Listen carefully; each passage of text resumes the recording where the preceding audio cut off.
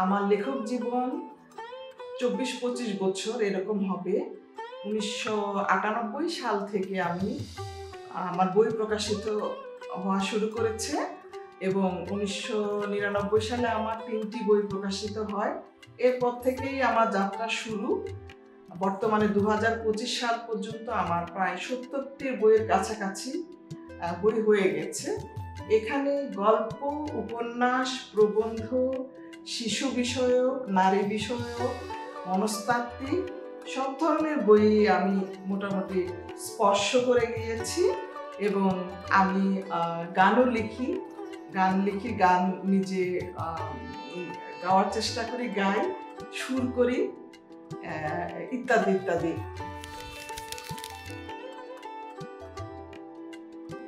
তো বই লিখতে গিয়ে একটা সময় অনেকগুলো ভালো ভালো প্রকাশনী থেকে আমার বই এসেছে। তো এই প্রকাশনগুলোতে বই লিখতে লিখতে যখন আমার প্রায় ১৮ কিংবা ২০ বছর হয়ে গেছে, তখন ভাবলাম যে এতগুলো বই লিখে ফেলেছি, এখন এই প্রকাশনার জগতে সবকিছু নিয়েই আমার মোটামুটি একটা ধারণা হয়ে গেছে। তো এখন আমি নিজেই নিজের একটা প্রকাশনী আমি করতে পারি, যেহেতু বইয়ের প্রোডাকশন নিয়েও আমার ধারণা হয়ে গেছে। প্রচ্ছদ বলেন, ভেতরের প্রোডাকশন, গেটআপ, মেকআপ বলেন, এবং লেখা তো একটা সবচেয়ে বড় বিষয়। একজন লেখকের সবচেয়ে বড় গুণ হচ্ছে ভালো লেখা। তো আমি চিন্তা করলাম যে আমি যদি বই করি, আমি ভালো বই করতে পারবো, ভালো প্রোডাকশন দিতে পারবো। তখন আমি জুই প্রকাশনী যাত্রা শুরু করলাম। আমার সবগুলো বই আমি এখানে নিয়ে এসেছি সঙ্গে। আমার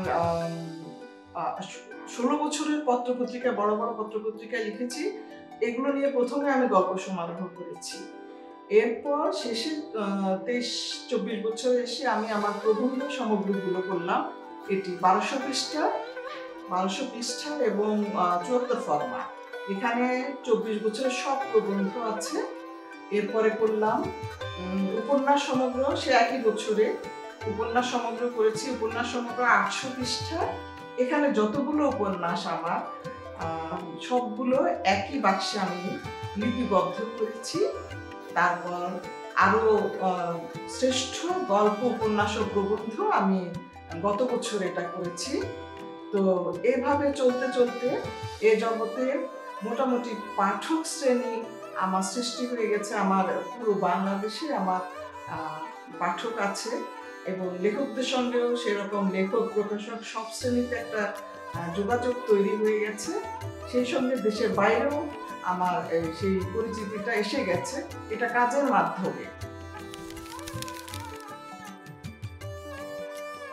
নির্ভুল তো কেউই নয়, তারপরও একজন লেখককে নির্ভুল হতে হয় লিখতে গেলে। গ্রামাটিক্যাল দিকগুলো এবং লেখার তার যে সে লাইনগুলো তৈরি করবে, এগুলো একটার সাথে একটা সেই সামঞ্জস্য থাকবে এবং লিখে যেতে হবে। তো এই জিনিসটা যে লেখক আয়ত্ত করতে পারবে কিংবা রপ্ত করতে পারবে, সেই লেখক হিসাবে একজন পরিপূর্ণ লেখক হয়ে উঠবে আমি মনে করি। এবং সেইটুকুর জন্য প্রচুর পড়াশোনার দরকার, কাজ করার দরকার, লেখার দরকার, সব ধরনের বই পড়বে। সব ধরনের বই পড়ার পর সে যখন আত্মস্থ করতে পারবে এবং লিখতে লিখতে যখন বুঝতে পারবে যে হ্যাঁ, এটা একটা লেখা হয়ে দাঁড়িয়েছে এবং অন্যান্য ভালো লেখকদের সমমানের হয়ে আসছে। একটা ভালো লেখার কিন্তু অবশ্যই এটা কাটতি আছে এবং পাঠক আছে।